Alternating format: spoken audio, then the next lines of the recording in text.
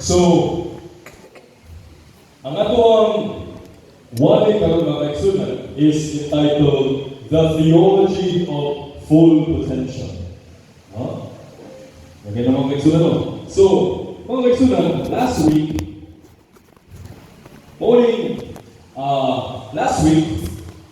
is katong culmination ang atong camping mga kaigsunan no?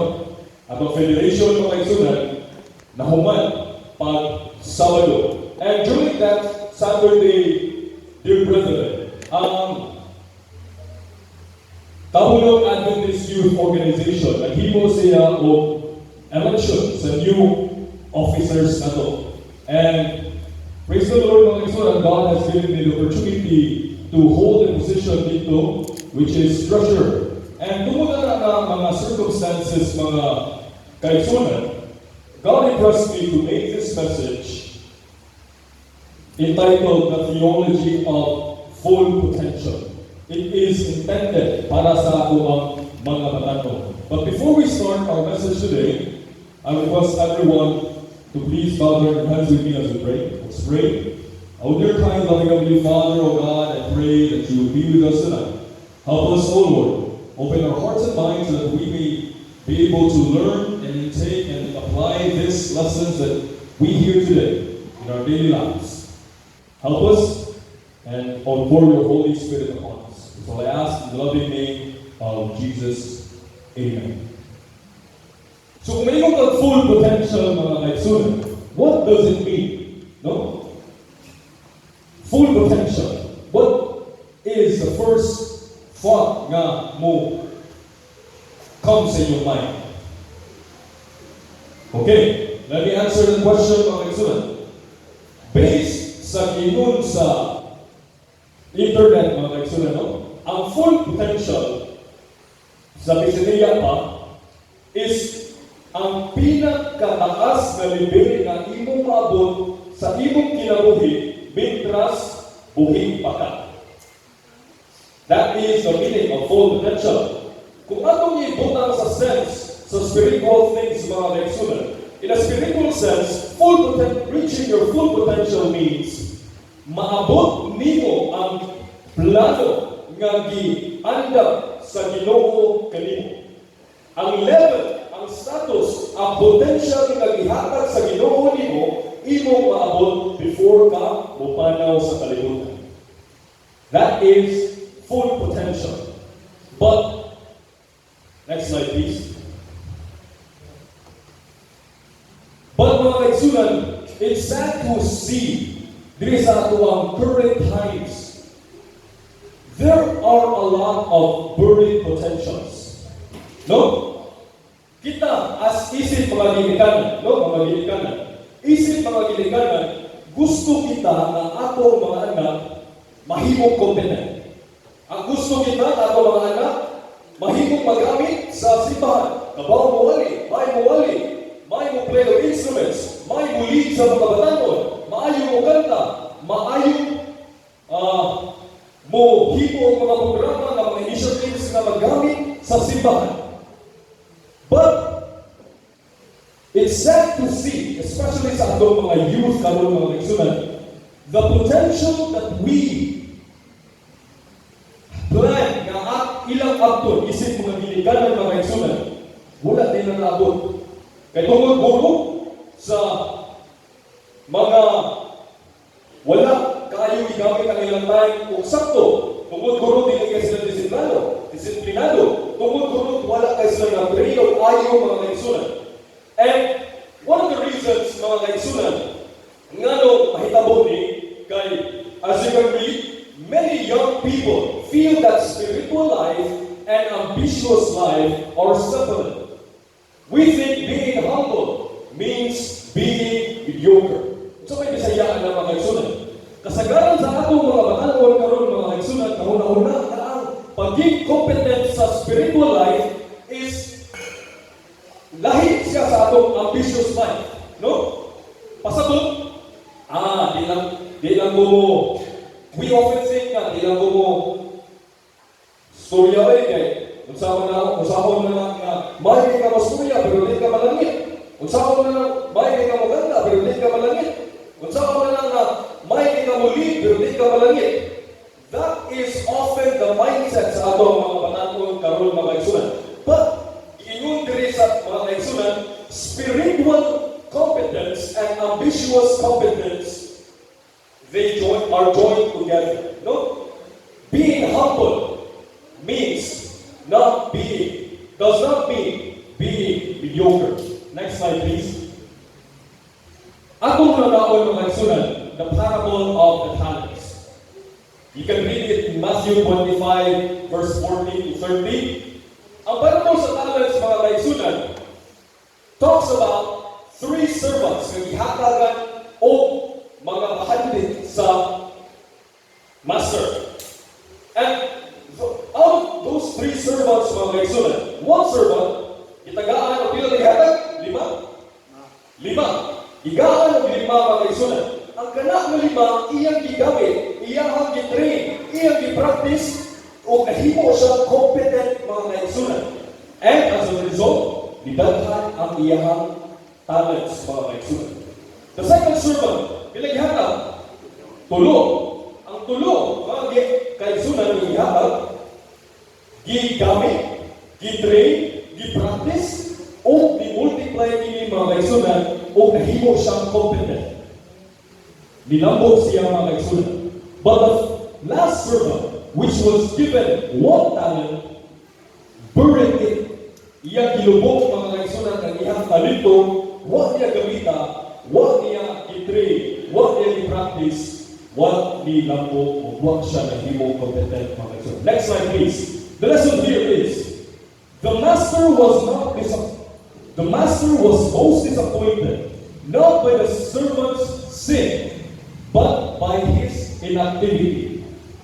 Unsa may nahimong sala sa servant nga gitago ang iyang talento mga kaigsunan?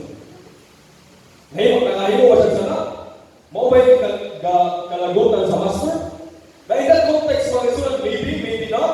But in that context mga kaigsunan, naglagot ang master mga kaigsunan tungod kay ang talento nga gihatag niya, wa niya gamita. Inactive mga kaigsunan. Next slide please. To support that point, Ellen G. White says mga kaigsunan, diri sa iyang libro sa Christian Education, nagaingon, in order to be agents for God in the work of elevating minds, the workers must be educated and trained. They must acquire mental discipline by putting into exercise their God-given ability, learning all they can, and becoming intelligent, that they may impart knowledge to others. So may pasabot na mga kaigsunan. So lingon sa Ellen G. White mga kaigsunan, na in order for us to be effective missionaries sa Ginoo, in order na kita magamit sa buhat sa Ginoo most effectively, dili lang willingness ang kailangan sa buhat. But what else? Competence. No? Kailangan na maayong mga kaigsunan. Kailangan na edukado sa mga happening sa kalibutan. Kailangan na train sa mga kalihukan sa kalibutan. Aron po, na we must put all effort into learning the ways of the world, mga kaigsunan. Aron, mahatag nato ang atong mahatag dira sa mga atong gi-mission. Impart knowledge to others. Next slide, please. Note, biblical humility isn't thinking less of yourselves. It's thinking of yourself less and your purpose more. So this means, mga kaigsunan, na kung gusto na being humble doesn't mean, mga kaigsunan, na di na ka malikamot na ma-improve ang imong life.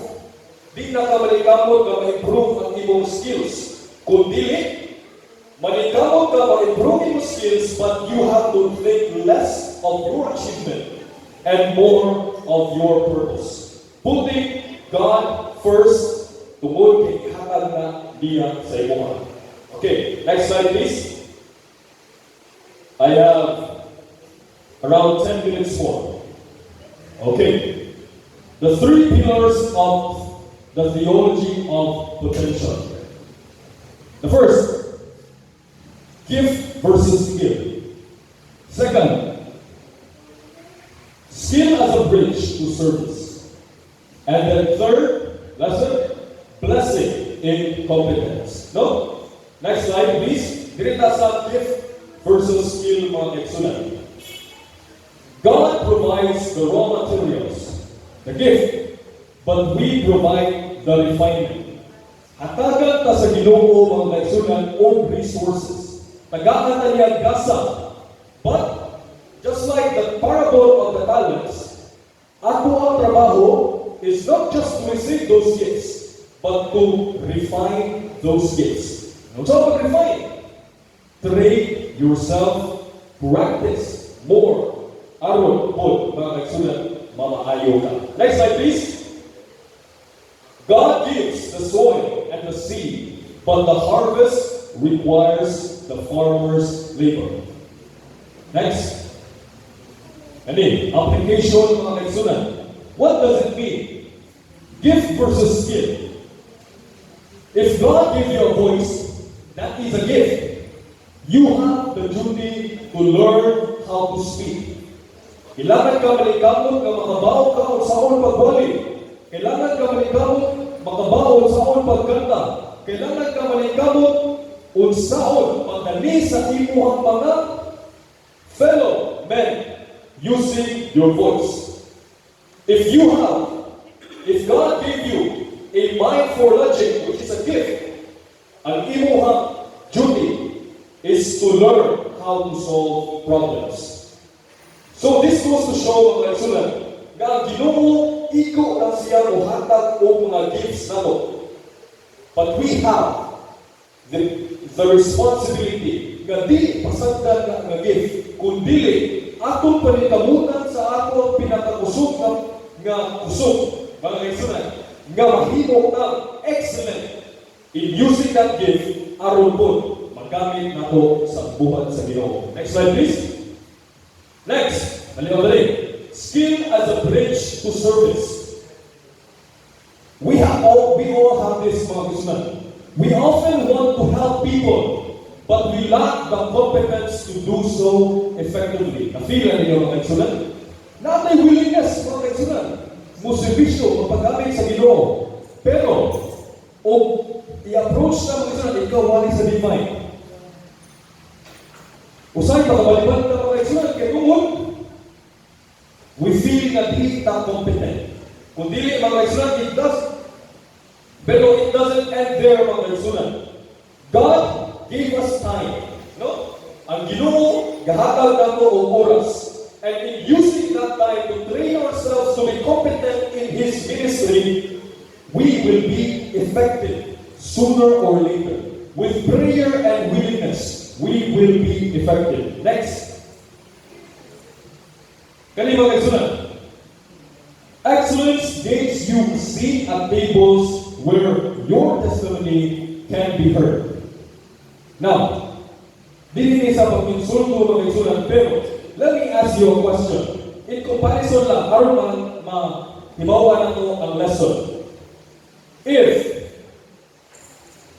naayo sa ka-event, mga kaigsunan, no? And kung ibon, ang marketing, mga kaigsunan, there are two events, separate events. Ang kanina event na usa, ang speaker na to is ang pinakadato, ang pinaka-righteous, ang ginatagaan o daghan kay mga blessings sa Ginoo. Pinaka-competent, pinaka-bright, si Solomon ang ato ang speaker dili nga event. But this event nga simultaneous, mga kaigsunan, napoy speaker, mga kaigsunan. Ang kani nga speaker, unsa? Kani di dago, di sa pobre. Nagkabisyo. Nga ta. Ang kanina speaker is dili kay siya competent, mga kaigsunan. Unsay kaliyon nimo nga aton? Ang katong si Solomon or katong sa kataw? Reality, mga kaigsunan. Solomon, mga kaisunan. So, maunang pasabot, mga kaisunan. Excellence gains you sit at tables where your testimony can be heard. One example of this, mga kaisunan, is usa sa ako ang mga classmates, no? Ang ako ang classmate, mga kaisunan, is the valedictorian sa among class. And doon na mga kaisunan, nihimo siya o usa ka event. And then, because of his reputation, mga kaisunan, kay gigasa sa Ginoo sa iya mga kaisunan, itugyan sa Ginoo sa iya, tungod competent siya, tungod maligamot siya sa iyang academics, daghan ni adto sa event kung naka-fundraise sila para gamiton sa usa sa mga projects nga gihatag dito sa eskwelahan. Excellence gives you a seat at tables where your testimony can be heard. Next slide, please. One of the famous examples of this, mga kaisunan, Daniel wasn't just a man of prayer. Dili na siya willing, dili na siya may mampo. Nakabutang dito sa Daniel. He was 10 times better than others in knowledge and skill than all of the other magicians in Babylon. His excellence gave his faith a platform. O atong muna o si Daniel, dili siya 10 times better. Dili siya, wa siya gigaan sa Ginoo. No, gigaan siya sa Ginoo of knowledge, gigaan siya sa Ginoo of wisdom, pero wa niya gi-exercise, wala na develop. Gaan ka sa opportunity sa team, mga kaisunan, to be a high-ranking officer? I think not. So that is our responsibility. Daniel wasn't just a man of prayer. He was 10 times better in knowledge and skill than all the other magicians. Therefore, he was given a platform to speak about God's love because he trained himself with prayer and surrender sa iyang skills and knowledge. Next slide, please. Last lesson. Okay, 2 minutes. Blessing in competence. God is a rewarder for those who diligently seek Him, and that diligence includes the mastery of our work. When we sharpen our skills and operate with excellence, God opens doors of materials and territorial blessings that are close to the slothful. Sa Bisaya pa mga kaisunan, ang Ginoo mohatag sa mga maligkamot o mga doors of opportunities nga dili niya ablihan sa katong mga wala maligkamot. Next slide, please. In Proverbs 12 verse 24, the hand of the diligent will rule, while the slothful, which is tapulan mga kaisunan, will be put to forced labor. Okay, last verse. Deuteronomy 28 verse 12. The Lord will open to you His good treasure, the heavens, to give the rain of your land in its season, and to bless all the work of your hand. You shall lend to many nations, but you shall not borrow. So may pasapon natin mga Israel. Next slide. Ang Ginoo dili makapanalangin sa katong walay capacity mo receive sa panalangin. If we have no competence or skill, there is nothing for the blessing to stick to. No? Competence is the container that holds the material blessings that God wants to pour out. Next slide. Application. Sa ako ang lesson where competence brings blessing. O gusto ka itong competent na student mga isunan, ang blessing, scholarships or material blessings will follow. Next slide. If you are a competent employee, ang blessing, promotions and raises, materials blessings will follow. Next slide, please. The main thought here, God grants the resources to the competent because He knows He can trust them to manage and multiply what He gives, mga kaisunan. So, to summarize all this, mga kaisunan, it's not being competent, dili na kalibutan, mga kaisunan, doesn't mean na imong kaugalingon ang mapataas.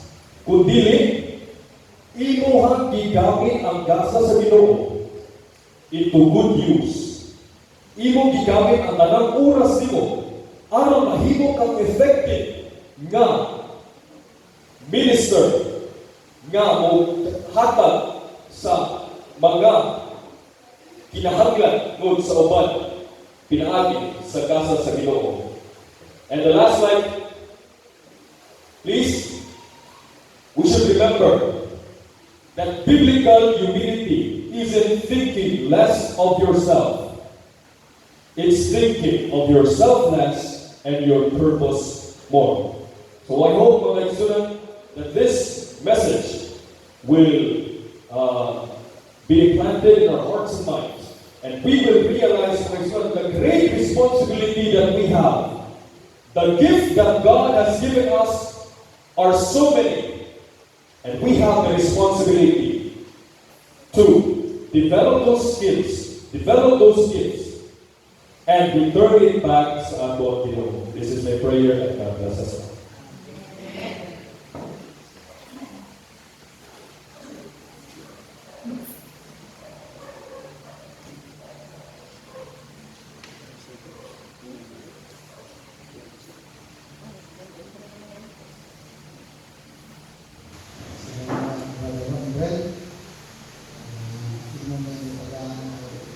Kahigalo sa paggamit sa mga talento. Hindi na may gugong mga talento na hindi paggamit o nakita na ako ay gamit sa paggamit ko sa Ginoo. Si Mets, mga batanong tanan na paggamit ko sa buhat sa Ginoo. Kaya, may mula na karoon ang batanong ang gamiton para sa pagkay sa ilang talento, paghatag o talento. At kung kailangan ka tulog, yung gamiton na imong unom. Kung kailangan lima na yung natulog, magdaghan ang iyong talento. Kung di na yung gamiton na